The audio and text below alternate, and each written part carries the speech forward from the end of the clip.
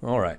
Now, this video is more targeted at people who wanted kind of spiritual questions answered. Because I've gotten a lot of support and people reaching out when I was on the podcast with Daniel and Jake. Jake, the Muslim metaphysician, and Daniel Hakikaju.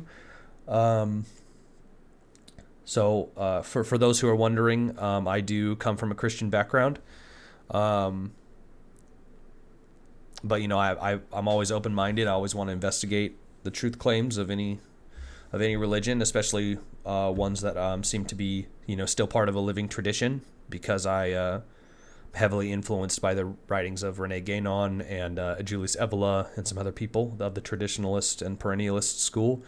So I think that there are certain religions that are obviously their truth claims are more impactful to me because of their living status and the ability to practice them more fully. They're not like a dead religion like the Norse paganisms and things like that, which unfortunately I have good friends who practice those. But to me, I could never, because I don't believe that them to be living traditions. I think they're kind of passed away and they've been revitalized and revamped, and that would kind of falsify their truth claims, in my opinion. So yeah, same thing. I'm always open to comments and questions on this video. But this is some people had asked me what Quran I had to read. This is the one that I've got by Hossein Nasr, Syed Hossein Nasr. Forgive me if I ever pronounce any Arabic incorrectly. I'm not well versed in it at that much. So this Quran, as you can see, it's got a lot of commentary. It's got the text up at the top, and then it's got a lot of commentary down there talking about, talking about what's going on, who it's addressing, what scholars say, and things like that. So this is by the editor-in-chief was Syed Hossein Nasr, Kainer K. Dagley, Maria Masi Decake, forgive me, Joseph E. Lombard, and then I know it had Hamza Yusuf. He's one of the, I don't know if he dealt with the translation or what, but he had an information about death, dying, and the afterlife in the Quran. So yeah, that's my edition that I have. I know that it has some perennialist and some kind of Sufi leanings. So I'm okay with it being critiqued in that regard. But that's the one that I've got, and it just seems to be a pretty solid resource in comparison to a lot of other Qurans that are just kind of they're given without context. And so I like to know the context of things like I have the Orthodox the Orthodox and Catholic study Bibles that give context of the verses, and they talk about what, in my view, are traditional interpretations of the passages, because I'm not really concerned with what some Protestant evangelical or progressive person can tell me about the text of either the Quran or of the Bible or of even like the Buddhist texts or the Hindu texts, the Vedas. I want to know what people throughout history have thought that the text means, and what was kind of a consensus among those sages. Modern interpretations and the desire to reinterpret them in a modern lens are kind of, that's not my concern. And if anybody, that's what they want to practice in a religious faith, that's fine. I'm not attacking them or whatever. For me personally, I have no desire to alter the traditional understanding of the text. I want to understand it through the eyes of the people that sincerely believed it throughout time. So yeah, that's my copy of the Quran. And so I'm still currently a practicing Catholic. I was Orthodox for around 7 years. I became Orthodox through basically my political ideas. And then the more I really started practicing religion in the truest sense of the term, I started doing a lot of research into Orthodoxy. I kind of became Orthodox through like somebody like Jay Dyer and some other online polemics. But the more I did research, even with all of the issues that I think that the papacy has, I became convinced of the truth claims of the papacy, at least in the Christian framework. I think that they're undeniable throughout history. I think that it's very obvious that the See of Rome and the Vicar of Christ, Peter, is an important and integral aspect to the church. So, and I think that bears out even in the modern day, even with its problems, which I don't deny. I don't think it's perfect at all, but I think that it has the ability to correct itself in a way that I don't see Eastern Orthodoxy really having the ability to. And I see its missionary history and things like that. I think there, in totality, the truth claims of the ecclesiastical nature, the ecclesiology of the church, to be more convincing in the Catholic framework. Yeah. So that's kind of my background. I was a big Orthodox. I read a lot of Orthodox books from Father Seraphim Rose and Andrew Stephen Damick, Father Andrew Stephen Damick, and all of them. And so now I'm starting to kind of embark upon a quest to kind of inform myself more about Islam, which I've done a little bit of. That's why I have this Quran. I investigated it a while back, a while ago, because of my traditionalist and perennialist teachers that had kind of taught me into my positions that I hold today. A lot of them became Muslims and converted to Islam and submitted to God in that way. And so I want to know, I want to give Islam its fairest shake possible. I want to give it its rightful due, and respect all of the adherents that follow it truthfully and sincerely. So, I'm going to reach out to others like Sheikh Uthman, who's kind of near me in California. I know Bobby's perspective has been kind of going through his own kind of investigations. I would love to be on the EF Dawa live discussion panel. And I'd like to have more conversations, of course, with Daniel Hakikaju and Jake the Muslim Metaphysicians. I want to pay them the utmost respect.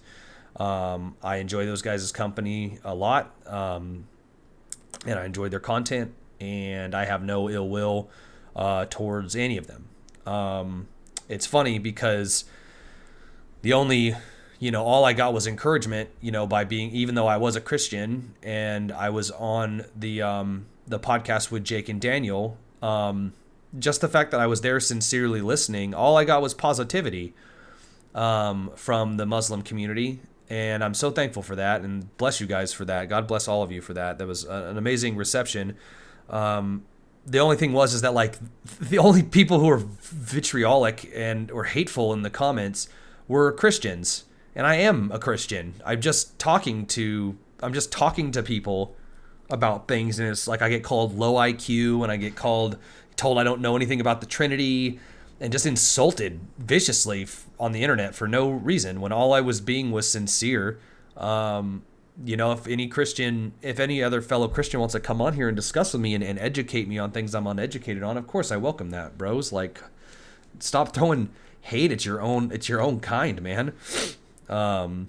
There's people that you should be righteously angry at, people who are desecrating our religion, and people who are desecrating the Muslim religion, and modernists and infiltrators and stuff like that. Yeah, be vitriolic and take righteous vengeance at them, but don't point it at your brethren who are just sincerely asking questions and just want to know more, man. I promise that your anger and your distaste is misdirected at me. I'm just a humble guy just wanting to know more, about the faith held by, so many people, the second largest religion on earth besides Christianity.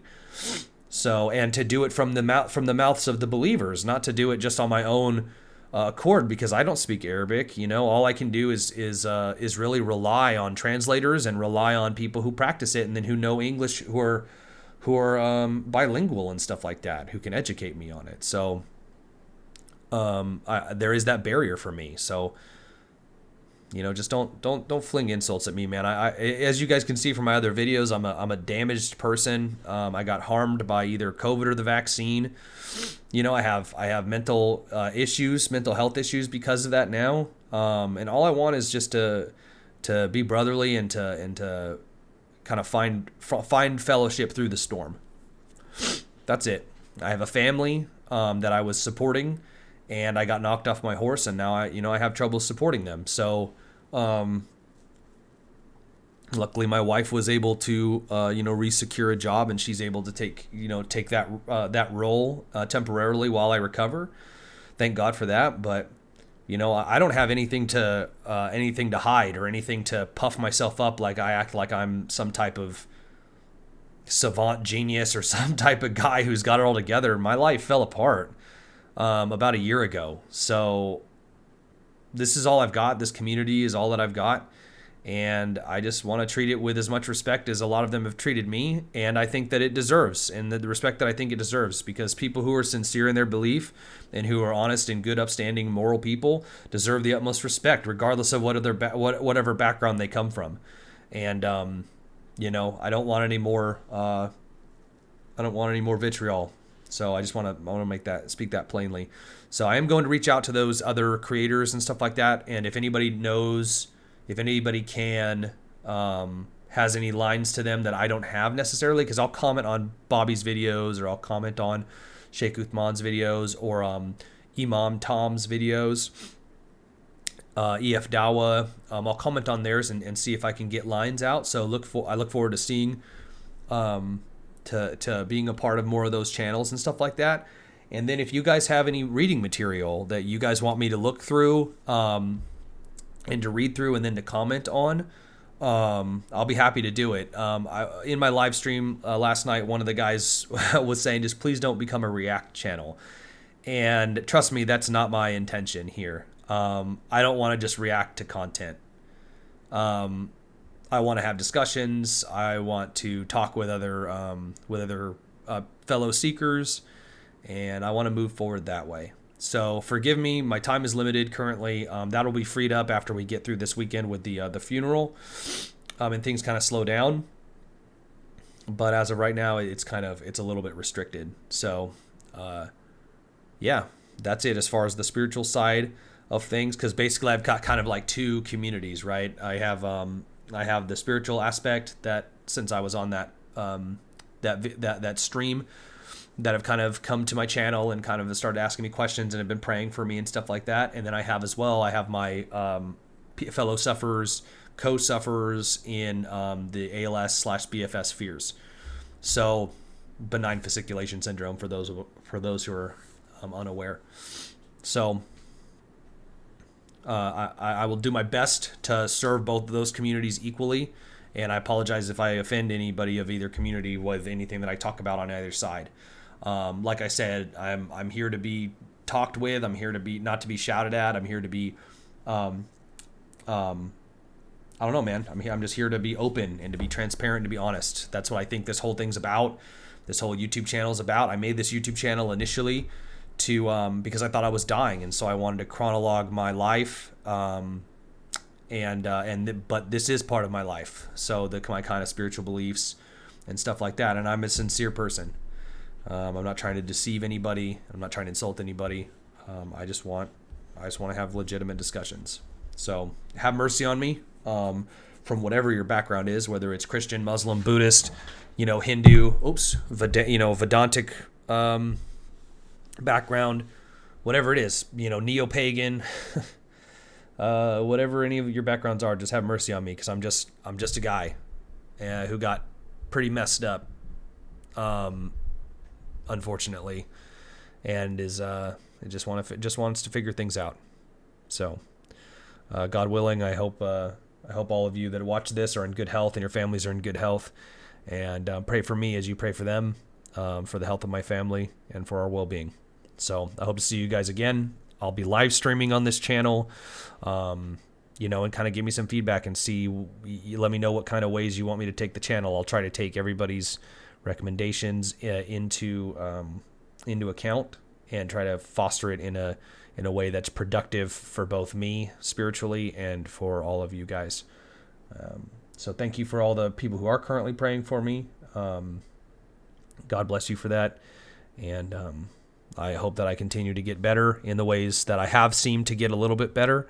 I hope that continues. So, and if anybody is fellow suffering, like the other video that I uploaded, I'm really sorry. God bless you. And I really hope that gets mended and that ends, because it is horrific when your health starts to go. It's so funny because that's what everybody always says whenever anything bad happens in your life. They always say, well, at least you have your health. And that's the unfortunate part, is for some people that have the same issues like I do, our health is in question currently. So it's not bad, but it is in question. So I appreciate you guys. And yeah, and then until next time, I hope to see you guys in the comments. And let me know what's up. Let me know where I need to go, what I need to view, who I need to talk to, all of that stuff. So God bless you guys. Bye.